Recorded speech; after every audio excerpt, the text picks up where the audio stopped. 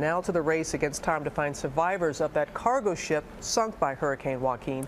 The Coast Guard has now searched an area bigger than California and narrowed it down to 2 debris fields where they found a body and a badly damaged lifeboat. ABC's Lindsay Janis has the latest and joins us now from Miami. Good morning, Lindsay.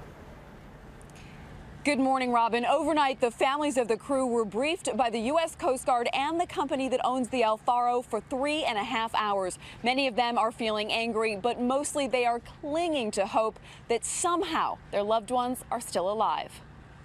Overnight, the Coast Guard desperately searching for survivors of the Faro. Their focus now on 2 giant debris fields near where they believe the cargo ship sank in 15,000 feet of water.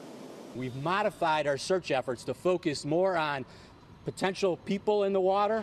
Faro's last known position 35 miles off Crooked Island in the Bahamas. Crews already finding one of the ship's 2 lifeboats, empty and barely afloat, as well as several survival suits, one containing the body of a crew member. But with ocean currents quickly pushing the debris further north and away from land, searchers unable to take the time to recover the remains. When we have reports of other life rafts, life boats, we need to get out there, because if we don't do that right away, then it could sink. We might not be able to relocate it. The hope is the crew is wearing these immersion suits that could keep them alive in the water for days.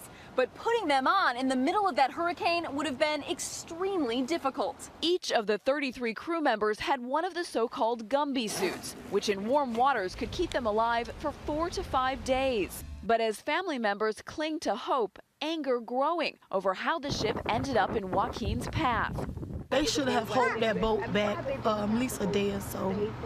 Overnight, the company that owns the Faro saying the captain had been trying to bypass the storm. His plan was a sound plan that would have enabled him to pass around the storm.